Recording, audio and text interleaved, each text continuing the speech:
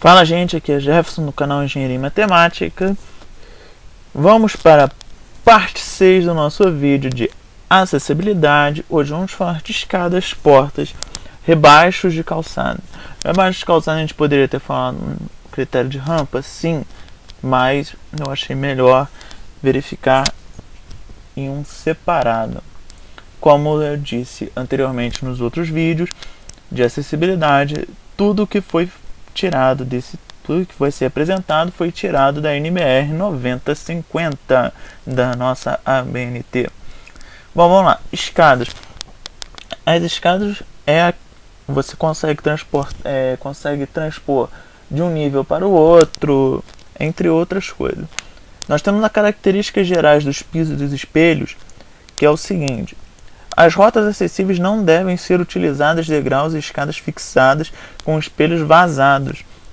Quando for utilizado bosse ou espelho inclinado, a projeção da aresta pode avançar no máximo 1,5 cm sobre o piso abaixo. O que ele está querendo dizer aqui?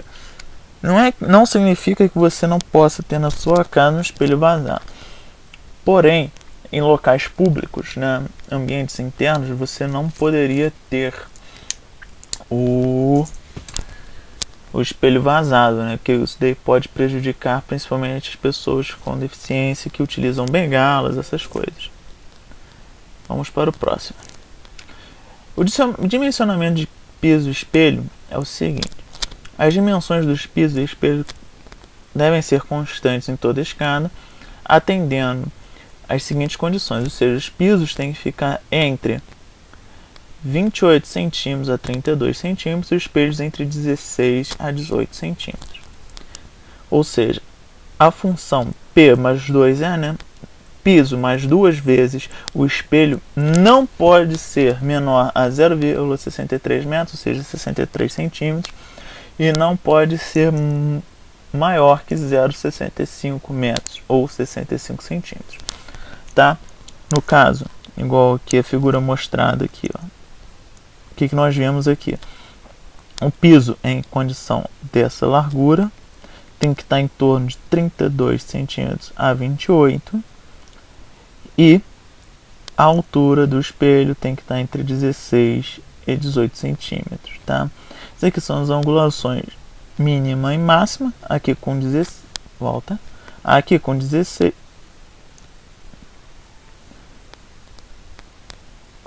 cadê? A angulação com 16 de 26,57, a angulação máxima com os 18 centímetros, 32,4. Prosseguindo. A largura mínima recomendável, botei em vermelho, para as escadas fixas em rotas acessíveis é de 1,5 m, sendo o mínimo admissível 1,20 m. Ou seja, a verdade é que o mínimo é 1,20 m, mas sempre podendo que a gente puder colocar na nossa escada 1,5 m.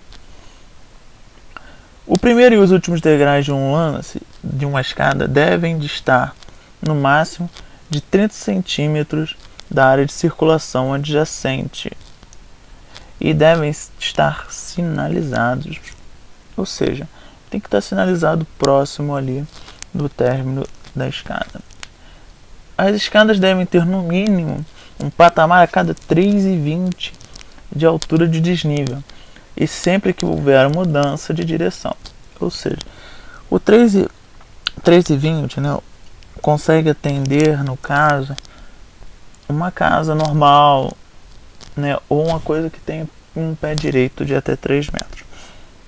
Porque a gente sempre convenciona o pé direito em torno de 2,70 a 3 metros de altura. Isso atende perfeitamente um lance de escada. Caso do contrário, faz os 2 lances e bote um patamar. Entre os lances de escada devem ser previstos patamares com dimensão longitudinal no mínimo de 1,20 m. Os patamares situados em mudanças de direção devem ter igual a largura da escada. Ou seja, se você tem uma mudança de direção, uma de 1,20 m, seu patamar constantemente tem que ter 2,40 m de largura, né, e 1,20, correto? A inclinação transversal dos patamares não deve exceder 1% das escadas internas e 2% das escadas externas. Ou seja, para fazer a drenagem das escadas, 1% internamente e 2% externamente. Corrimãos e guarda-corpo. Os corrimãos devem ser instalados em ambos os lados dos degraus isolados das escadas fixas e das rampas.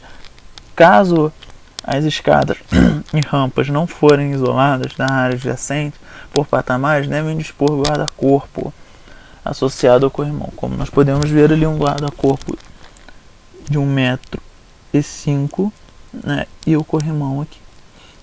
O corrimão a gente vai ver posteriormente aqui que ele vai ter que ter essa parte superior, né, com 92 cm e a parte inferior com 70 cm de altura.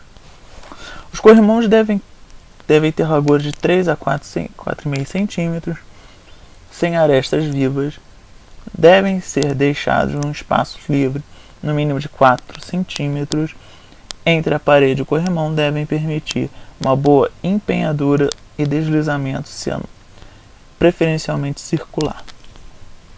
Os corrimãos que são quadrados não podem ter quinas vivas, as quinas têm que ser arredondadas, e no caso do corrimão circular deve ter um diâmetro de 3 a 4,5 cm. Quando embutimos na parede, os corrimãos devem estar afastados 4 cm da parede, como mencionado na parte anterior, e 15 cm da face superior.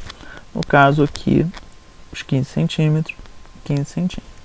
Caso sua parede seja reta, não tem problema, mas caso você acabe criando esse nicho aqui, lembrando sempre 4 cm aqui e 15 aqui. Os corrimãos laterais devem se prolongar-se pelo menos 30 cm antes do início e após o término da rampa ou escada, sem interferir com as áreas de circulação ou prejudicar a vazão. Em edificações existentes, onde for impraticável promover o prolongamento do corrimão, no sentido do caminhamento, este sempre pode ser feito ao longo da área de circulação ou fixado na parede adjacente. Temos aqui os 30 cm iniciais e final, no caso aqui de escadas e no caso de rampa. Caso não dê para fazer, no caso a escada termine logo na área de circulação, você pode, pelo que está dizendo na norma, você pode interromper. Caso do contrário, não deixe isso prosseguir.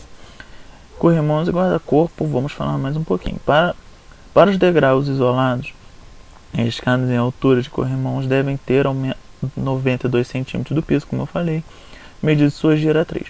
Para rampas, opcionalmente para escadas, os corrimãos laterais devem ser instalados a duas alturas, 92 e 70 cm, medidos da giratriz superior. Aqui nós vemos, caso a escada é opcional, mas na rampa é obrigatório. Ou seja, se você, síndico, não tem numa rampa e não colocou o guarda-corpo, coloque o guarda-corpo nessas condições. Lembrando sempre, evitando esquinas vivas. No caso, corrimãos laterais devem ser contínuos, sem interrupção, nos patamares, as escadas e rampas. Como a gente pode conferir aqui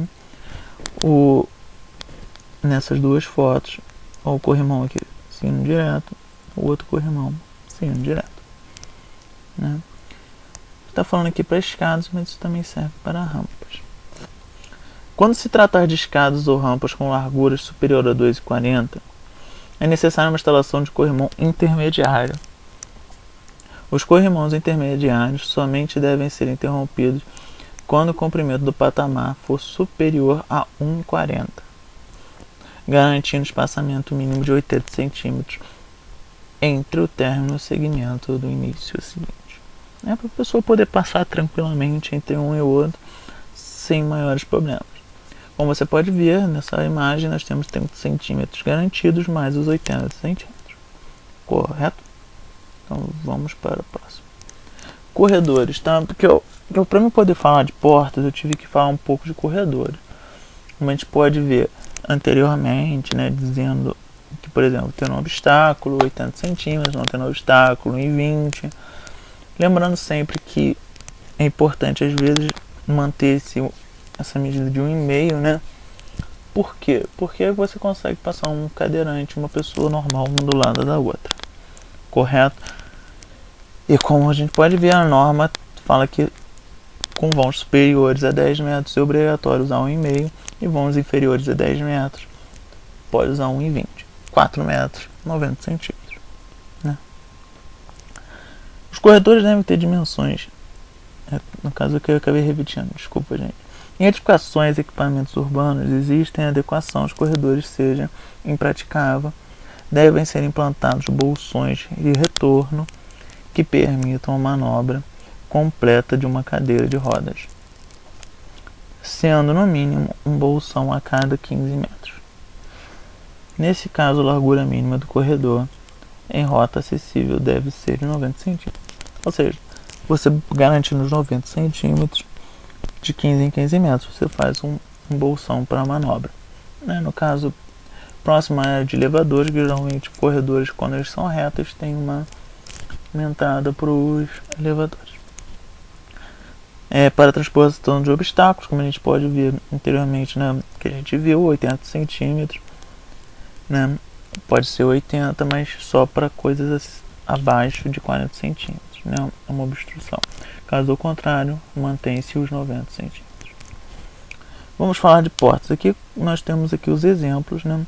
A porta, o mínimo é a porta de 80, com a abertura sempre voltada para fora, tá? Nunca para dentro, correto? Ele tem que garantir para o corredor 1,5, né? Ou seja, você tem que garantir, além dos 80 centímetros da porta, mais ali uns 70 centímetros, para evitar que a pessoa tenha algum tipo de problema, né? 1,20 na parte da entrada. Nós temos aqui 30 centímetros de vão livre perto da porta para a pessoa ter uma condição de andar, né? E aquele nossa velha MR ali, ó, 1,5 por 1,40. Correto? Aproximação frontal, na aproximação lateral, no outro tipo de aproximação lateral. Lembrando sempre, porta de 80, deixando esse vão aí em torno de 30 centímetros depois do batente. As portas, inclusive, de elevadores devem ter vão livre de 80 centímetros e altura mínima de 2,10. As portas de 2 ou mais folhas, pelo menos, devem ter um vão livre de 80 centímetros, ou seja, um dos lados tem que ter 80 centímetros, caso não feche totalmente. O mecanismo de acionamento tem que garantir que a pessoa consiga fazer manualmente, ou seja, 36 newtons. As portas devem ter condições de serem abertas, movimentos e suas devem ter altura entre 90 a 1,10, ou seja, as maçanetas altura de 90 a 1,10. Aquele negocinho que a gente tinha visto, né? Tudo que você consegue gerar próximo daquela faixa de 1 metro, né? Porque a pessoa consegue movimentar sentada ou em pé, correto? Vamos lá. Quando localizadas em rotas acessíveis, recomenda-se portas tenham sua parte inferior, inclusive bastante revestimento resistente de impactos provocados por bengalas, muletas e cadeiras, até uma altura de 40 centímetros, ou seja, portas que tem que ter esse reforço para que você consiga utilizar normalmente, né? As portas de sanitários, vestiários e quartos acessíveis, locais de hospital de saúde, devem ter puxador horizontal associado à maçaneta. Deve ser localizado a uma distância de 10 centímetros da face onde encontra a dobradiça e um comprimento igual à metade da largura da porta. Em reformas, sua utilização é recomendada não mover o espaço. Aqui nós temos o exemplo dessa porta de hospital, 80 centímetros, Nós temos ali a barra com 40 centímetros próximo à maçaneta. A maçaneta, a altura dela entre 90 e 1,10. E a altura da porta com 2,10. A porta sempre tem esse padrão de 2,10 por 80, geralmente na entrada. No caso de apartamentos acessíveis, todas as portas têm que ter 80 centímetros com a abertura para fora.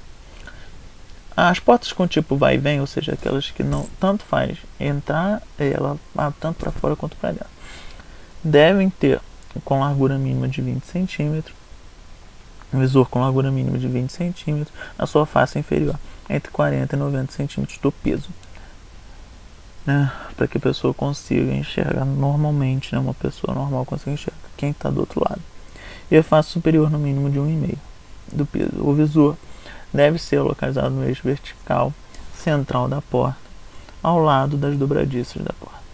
Como a gente pode ver ali, mais um exemplo, a dobradiça ali em torno de 90 a 1,10, né, que seria o nosso puxador, o visor com 20 centímetros de largura, a área a base entre 40 e 90 centímetros de altura, e a outra com 1,5 de altura no mínimo. Vamos lá. Quando as portas forem providas de dispositivos de acionamento pelo usuário, estas devem ser instaladas a altura de 90 centímetros e 1,10. Sempre resolver que sempre aquela altura, aquela faixa de 1 metro ali, é o que o pessoal, é que a norma sempre exige.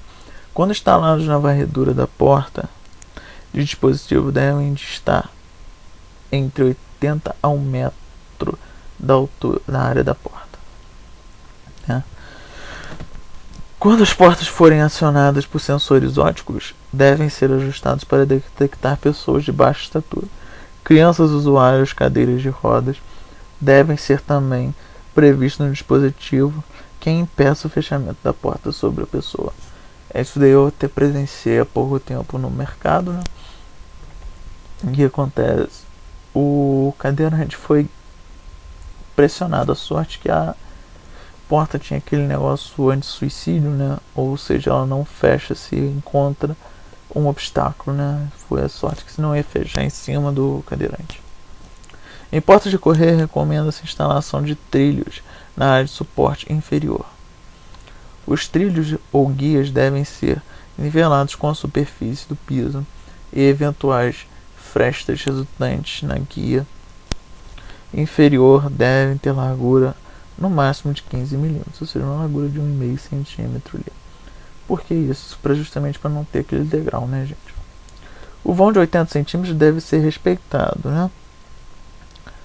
Nas portas de correr ou sanfona, como a gente pode ver aqui nessa foto, ó. Porta de correr 80 centímetros, porta de sanfona 80 centímetros. Sempre 80 centímetros tem que garantir para que a pessoa que seja cadeirante consiga entrar. A gente vem agora com a parte de rebaixo de calçada, né? Quais são as regras, gente? Rebaixo de calçada é muito importante que tenha essas abas laterais com inclinação de 10%. A rampa em si com aquela inclinação no máximo de 8,33, uma largura mínima de 1,20. Tá? No caso ali, mostrando também aqui a guia para os cegos, né? Para que a pessoa tenha noção de quando acabou a rampa, para ela poder seguir, tá? É muito importante que tenha isso. Tem alguns casos, como a gente vai ver aqui para frente, que não necessariamente precisa ser aba lateral, né? Como aqui.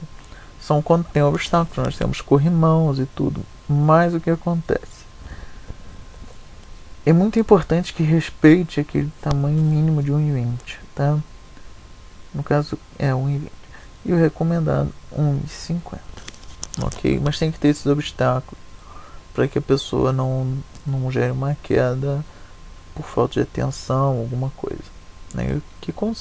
Porque isso daí evita que as pessoas, o cadeirante vá e tenha aquele ressalto ali grande, né? Tá vendo aqui, no caso de esquinas, né, como é que ela deve ser? Essas abas laterais devem conter ali, deve ter aquele vão de 1,20, né? O que acontece? Esse vão entre o início da rampa e o final da calçada, né, entre os prédios, tem que ter no mínimo 1,20.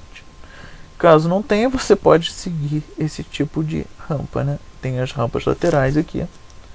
Seriam essas aqui, as rampas laterais. Essa plataforma principal com 1,5 de altura, né? Isso é um caso muito importante de se ter. No caso dessas transposições, né, no caso o pedestre que for atravessar e tiver um canteiro no meio, se o canteiro der para montar outra rampa, se monta essa rampa com essa largura mínima de 1,20 e seguindo os mesmos padrões de rebaixo. Caso não consiga, você tem que ter essa abertura de 2 metros. Falar que isso é difícil de ver, mas dentro do canteiro pode ter essa abertura ali para que a pessoa consiga atravessar normalmente. Muito obrigado, gente. Isso foi mais um vídeo. Espero que tenham gostado. Próximo vídeo é o último vídeo de acessibilidade. Então assistam, compartilhem, se inscrevam para receber a notificação. Obrigado, gente. Tchau, tchau e até a próxima.